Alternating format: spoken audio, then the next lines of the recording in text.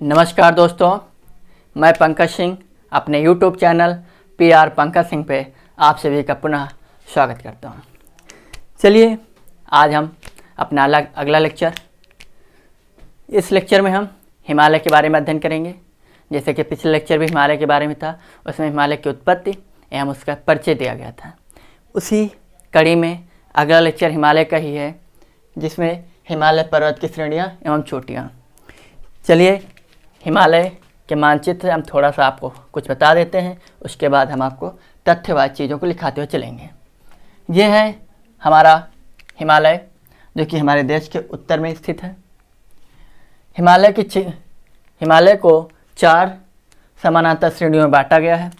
पहला ट्रांस हिमालय, दूसरा वृहद हिमालय, तीसरा मध्य या लघु हिमालय, यानी ये वाली जो आपको हरे कलर की लाइन यानी ग्रीन लाइन दिख रही है, इसके ऊपर का जो भी क्षेत्र है ये हम सारा ट्रांस हिमालय में पढ़ेंगे। ये ग्रीन और ब्लू के बीच का जो भी क्षेत्र है, ये वाला हम ग्रीन वाला जो भी क्षेत्र है ये हम वृहद हिमालय पढ़ें। वृहद हिमालय या इसी को सर्वोच्च हिमालय कहते हैं। इसके नीचे जो ब्लू लाइन है आपकी, यानी नीले कलर की, नीले रंग की, ये आपका लघु या मध्य हिमालय है। उसके नीचे जो आपकी रेड कलर से लाइन बनाई गई है वो आपका जो है वो आपका शिवालिक हिमालय है। तो इसी कड़ी में हिमालय की सबसे पश्चिमी चोटी नंगा पर्वत, हिमालय की सबसे पूर्वी चोटी नामचा बारवा, जो कि शायद नाम कुछ समझ में नहीं आ रहा है, सही कर दो थोड़ा सा, नामचा बारवा पर्वत, जो कि हिमालय की सबसे पूर्वी चोटी है, आपके अरुणाचल प्रदेश में पड़ेगी। इस प्रकार हिमालय को 4 समानांतर पर्वत श्रेणियों में बांटा गया है। इसी ट्रांस हिमालय में काराकोरम, लद्दाख और जास्कर ये हैं, जो कि काले कलर से, ये काराकोरम, ये आपके जो काले कलर से है, ब्लैक कलर से लद्दाख, उसके दक्षिण में आपकी जास्कर श्रेणी है। लद्दाख के दक्षिण में सिंधु नदी प्रवाहित होती है। ये जो आपके नीले कलर से लाइन दिख रही है ये सिंधु नदी है, जो कि चिग्मा योंगडोंग ग्लेशियर से निकलती है। चिग्मा योंगडोंग ग्लेशियर जो है आपका तिब्बत में पड़ेगा, वहाँ से निकलती है और उत्तर पश्चिम को प्रवाहित होते हुए ये भारत से निकलकर जम्मू से पाकिस्तान में प्रवाहित होते हुए अरब सागर अपना जल गिराती है। उसके बाद यह है आपके लद्दाख के उत्तर में और काराकोरम के दक्षिण में श्योक नदी, ये श्योक नदी, ये है आपकी सिंधु नदी, यहाँ लिख रहा हूँ सिंधु नदी, और सिंधु के दक्षिण में जास्कर पर्वत श्रेणी। यह है आपका ट्रांस हिमालय। ट्रांस हिमालय की काराकोरम पर्वत श्रेणी पर ही भारत की सबसे ऊंची चोटी K2, या जिसको गॉडविन ऑस्टिन या दूसरा नाम इसका है एक और नंदा गौरा के नाम से जानते हैं, गौरी नंदा के नाम से जानते हैं। K2 या गॉडविन ऑस्टिन या गौरी नंदा, इसे 3 नामों से जानते हैं। ये काराकोरम पर, यह है आपकी लद्दाख श्रेणी पर स्थित है। राकापोशी जो श्रेणी है यह दुनिया की सबसे तीव्रतम ढाल वाली चोटी है। दुनिया की सबसे तीव्रतम ढाल वाली चोटी है कौन सी? राकापोशी। चलिए ये रहा हिमालय और सिंधु के उत्तर में लेह स्थित है। तो ये रहा आपका हिमालय का एक सरसरी नज़र में थोड़ा सा परिचय। चलिए हम अब आपको तथ्य चीज़ें बताते हैं। हिमालय के अंतर्गत 4 समानांतर श्रेणियों को रखा गया है। वो 4 समानांतर श्रेणियां इस प्रकार हैं। पहली आपकी ट्रांस हिमालय, ट्रांस को हिंदी में बोलते हैं पार, या इसे ही बोलते हैं तिब्बत हिमालय। ये उसके बाद दूसरा है वृहद हिमालय, वृहद या सर्वोच्च हिमालय, या सर्वोच्च हिमालय। उसके बाद अगला है आपका मध्य या लघु हिमालय। उसके बाद अगला है आपका शिवालिक हिमालय। शिवालिक जो है ये हिमालय की सबसे नवीनतम पर्वत श्रेणी है। शिवालिक हिमालय ये रहा। चलिए अब हम ट्रांस हिमालय का आज अध्ययन करेंगे। ट्रांस हिमालय में सबसे पहले हम ये जान लें कि ट्रांस हिमालय और वृहद हिमालय को जो है एक ITCZ इसको बोलते हैं Indus suture ITCZ Indus suture Indus Tsangpo suture zone. Indus Tsangpo suture zone इसका फुल फॉर्म होता है I से इंडस, T से सांगपो, C से सचर, Z से जोन, ITCZ। या इसी को बोलते हैं हिंज लाइन। यानी कि ट्रांस हिमालय और वृहद हिमालय को हिंज लाइन या ITCZ पृथक करता है, अलग करता है। उसके बाद आपका वृहद या सर्वोच्च हिमालय को आपका जो है वो MCT इसका होता है मेन सेंट्रल थ्रस्ट। MCT जो है वृहद हिमालय को मध्य हिमालय से अलग करता है। अगला है आपका मध्य हिमालय और लघु हिमालय को MBF main boundary fault. Main boundary fault जो है पृथक करता है। उसके बाद शिवालिक को भारत के उत्तरी मैदान से जो है वो पृथक करता है HFF यानी कि हिमालयन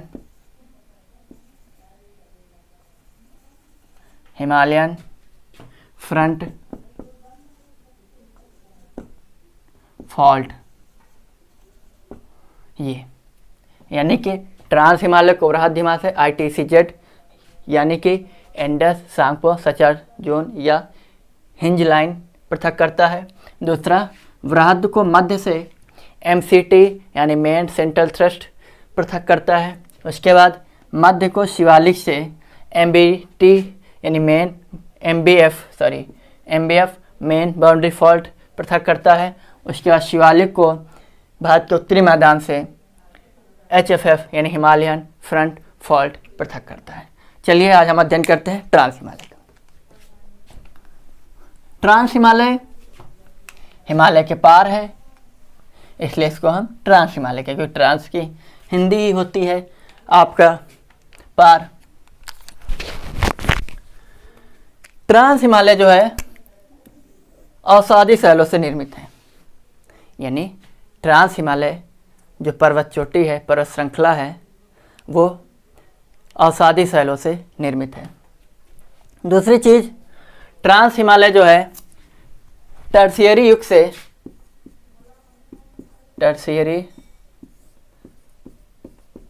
से कैम्ब्रियन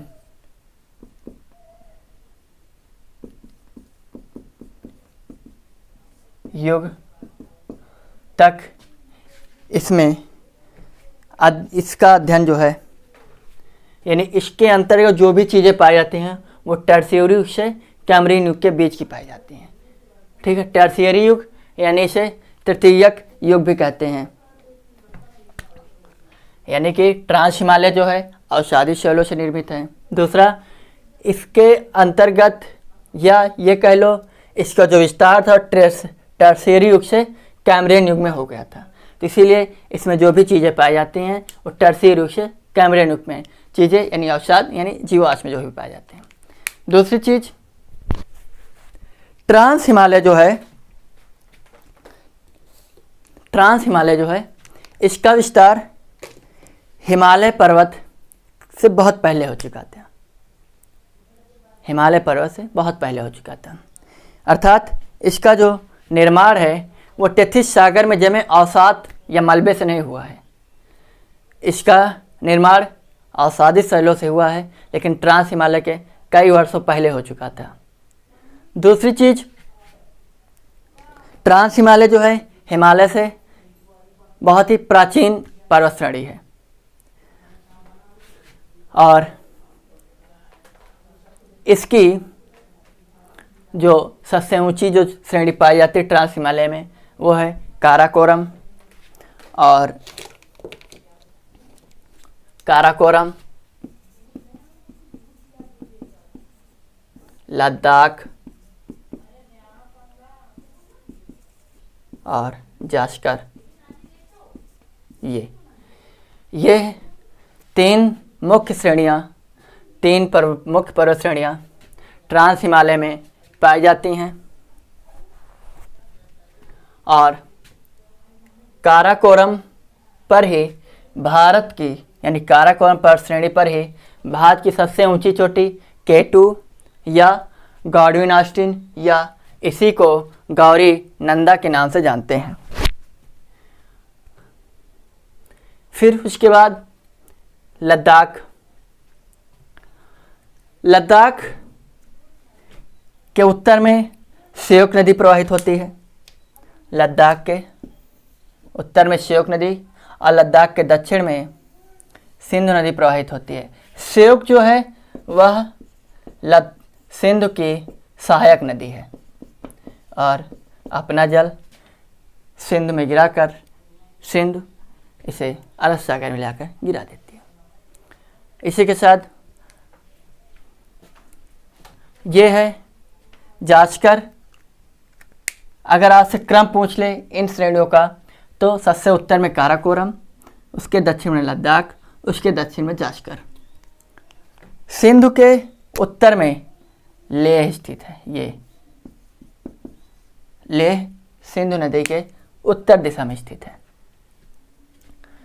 फिर उसके बाद काराकोरम पर ही काराकोरम पर्वत श्रेणी पर ही देश के 4 सबसे बड़े ग्लेशियर पाए जाते हैं। सबसे पहले सियाचिन, जिसका विस्तार है 72 मीटर ऊंचाई पर स्थित है। और सियाचिन के बाद अगला है बियाफो। यह 63 मीटर की ऊंचाई पर स्थित है। ऊंचाई पर स्थित नहीं है, इनकी ऊंचाइयाँ यानी सियाचिन ग्लेशियर की जो ऊंचाई है वो 72 मीटर है। बियाफो की जो ऊंचाई है वो 63 मीटर है। अगला जो है वो है बालतोरा। इसकी जो ऊंचाई है ये है 62 मीटर। अगला है वो है हिस्पर की ऊंचाई है 61 मीटर।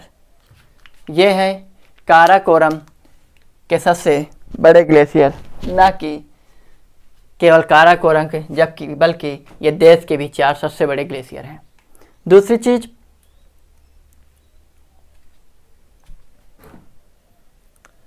सियाचिन जो है देश के सबसे ऊंचाई पर स्थित ग्लेशियर है। जब भी आपसे पूछा जाए तो आपको जानकारी होना चाहिए कि सियाचिन जो है वो देश का सबसे ऊंचाई पर और सबसे बड़ा ग्लेशियर है।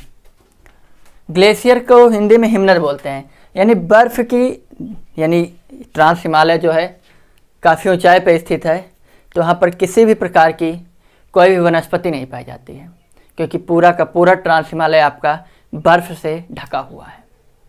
तो इसलिए जब भी आपसे पूछा जाए कि ट्रांस हिमालय पर कौन सी वनस्पति पाई जाती है निम्नलिखित में से, तो वहाँ पर एक ऑप्शन होगा इनमें से कोई नहीं, तो आपको टिक करना है इनमें से कोई नहीं।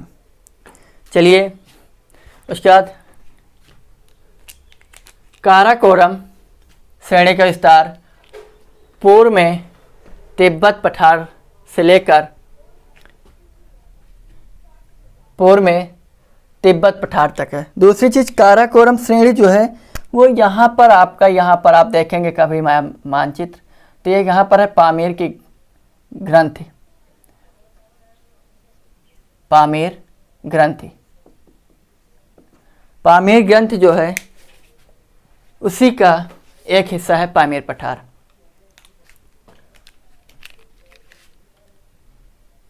और दूसरी चीज लद्दाख पर ही आपका, अब लद्दाख के बारे में जान लें, लद्दाख पर ही आपकी राकापोशी शिखर स्थित है, चोटी स्थित है, जो कि दुनिया की सबसे तीव्रतम ढाल वाली चोटी है। उसके बाद लद्दाख जो है दो नदियों के मध्य स्थित है, उत्तर में श्योक, दक्षिण में सिंधु। सिंधु जो है चिग्मा योंगडोंग ग्लेशियर से निकलती है, चिग्मा योंगडोंग ग्लेशियर से निकलती है। और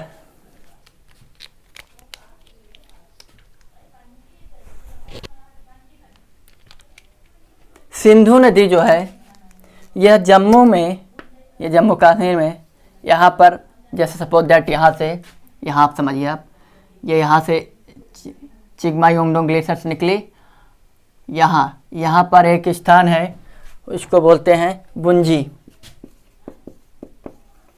बुंजी नामक स्थान पर काटकर लद्दाख श्रेणी को, यानी बुंजी नामक स्थान पर, यानी कि ये स्थान पर, यहाँ यह सब पूरा आपका लद्दाख श्रेणी आता है, यहाँ पर लद्दाख श्रेणी को काटकर यह देश की सबसे गहरे गार्ज का निर्माण करती है। और उस गार्ज की लंबाई है या गहराई 5200 मीटर। बुंजी नामक स्थान पर सिंधु नदी लद्दाख पर्वत श्रेणी को काटकर देश के सबसे गहरे गार्ज यानी बुंजी गार्ज पर 5200 मीटर गहरे गार्ज का निर्माण करती है। गार्ज क्या होता है देख लेते हैं।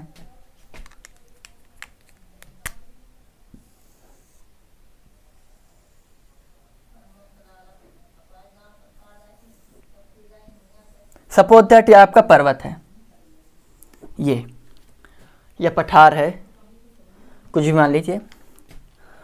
तो जैसे कि आपकी सिंधु नदी है, सतलज है और ब्रह्मपुत्र है, ये पूर्ववर्ती नदियां हैं। और पूर्ववर्ती नदियां अर्थात वे नदियां होती हैं जिनका उद्गम उस पर्वत के पहले से हो चुका है, यानी हिमालय पर्वत के पहले से इन नदियों का उद्गम है, यानी प्रवाहित हो रही हैं, सिंधु, सतलज और ब्रह्मपुत्र। लेकिन बहुत सारी नदियाँ प्रवाहित हो रही थी। आपको बताया गया था कि आपका अंगारा लैंड से और गोंडवाना लैंड से बहुत सारी नदियाँ प्रवाहित हो रही हैं। लेकिन अंगारा लैंड से बहुत सी नदियाँ, वे नदियाँ जो किसी पर्वतीय पठार का जब उद्भव होता है या उत्पत्ति होती है तो वो अपना रास्ता नहीं बदलती हैं। अर्थात जैसे सिंधु नदी है और यहाँ से ये हिमालय पर्वत है, हिमालय पर्वत का उत्थान होता जा रहा है, इधर से भी होता जा रहा है ये, लेकिन सिंधु नदी ने अपना स्थान नहीं बदला। तो वहाँ पर क्या है, वो जैसे पर्वत का उत्थान तो बराबर होता है, जैसे यहाँ इतना हो रहा है यहाँ पर इतना होगा, ये बराबर होगा, बराबर ऐसे उठता चला जाएगा। लेकिन क्या है कि यहाँ पर जैसे कोई नदी प्रवाहित हो रही है और नदी अपने मार्ग को नहीं बदल रही है, क्योंकि नदी में पर्वत से ज़्यादा शक्ति है, जिससे पर्वत जो है उसके मार्ग को भ्रष्ट नहीं कर पा रहा है, मोड़ने के लिए मजबूर नहीं कर पा रहा है, या कुछ भी समझ लीजिए। तो वह पर्वत जो है फिर साइड में उठना शुरू हो जाता है, साइड में उठता जाता है और उस मार्ग में वो कटता जाता है। नदी के प्रवाह से वो जो पर्वत है वो कटता रहता है, जिसकी वजह से नदियाँ जो अपना रास्ता नहीं बदलती हैं और उन्हें हम पूर्ववर्ती नदियाँ कहते हैं। इसी प्रकार आपकी सिंधु जो है जिस मार्ग से प्रवाहित हो रही थी उसी मार्ग से आज ही प्रवाहित हो रही है। इसी प्रकार सतलज और ब्रह्मपुत्रा भी अपने उसी मार्ग में प्रवाहित हो रहे हैं जिस मार्ग में पहले प्रवाहित होती थी। ऐसी नदियों को हम पूर्ववर्ती नदियाँ कहते हैं, जो कि ये सभी नदियाँ ट्रांस हिमालय के ही पे ही स्थित हैं। यानी ट्रांस हिमालय का ही हिस्सा है सिंधु, सतलज और ब्रह्मपुत्र। तो सिंधु नदी जो है देश के सबसे गहरे गार्ज बुंजी गार्ज का निर्माण करते हैं। हाँ, गार्ज क्या होता है? ये आपका गार्ज है, यहाँ से नदी प्रवाहित हो रही है, ये ऐसे ऐसे आ रही है नदी, क्योंकि इधर और इधर तो पर्वत चोटियाँ उठ चुकी हैं, तो इधर से आ रही है नदी, तो नदी प्रवाहित हो रही है। तो ये जो आकृति आपकी है, आई नुमा आकृति को हम गार्ज कहते हैं। यानी कि आई नुमा आकृति को हम गार्ज कहते हैं। ठीक, ये तो इस प्रकार हमारा ये रहा आज का ट्रांस हिमालय। ट्रांस हिमालय का टॉपिक थोड़ा छोटा होगा, लेकिन एक ही दिन में हम हिमालय के सभी श्रेणियों को पढ़ा दें, ट्रांस, बृहत, लघु और शिवालिक को, तो एक तो लेक्चर बड़ा हो जाएगा, और जब लेक्चर बड़ा हो जाएगा तो आपका इंटरेस्ट कम हो जाता है। देखते ही जैसे कितने मिनट का, अच्छा वो 1 घंटे का है, तो बंदे का इंटरेस्ट अपने आप डाउन हो जाता है। और जैसे उसको लगे अच्छा 30 मिनट, 35 मिनट, 40 मिनट का लेक्चर है, 20 का लेक्चर, उसका इंटरेस्ट थोड़ा बढ़ता है, चलो देखते हैं चीज़ें क्या हैं।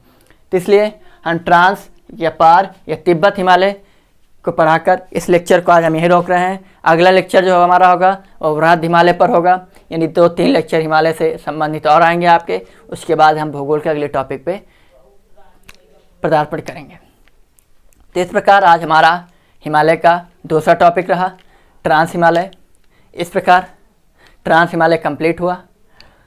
उम्मीद करते हैं कि चीज़ें आपकी समझ में आ रही होंगी, वरना आप अपने कमेंट बॉक्स में मैसेज के थ्रू हमें बता सकते हैं चीज़ें आपके समझ में आ रही हैं कि नहीं आ रही हैं। अगर नहीं आ रही हैं तो बताइएगा, हम उस पर सुधार करने की कोशिश करेंगे।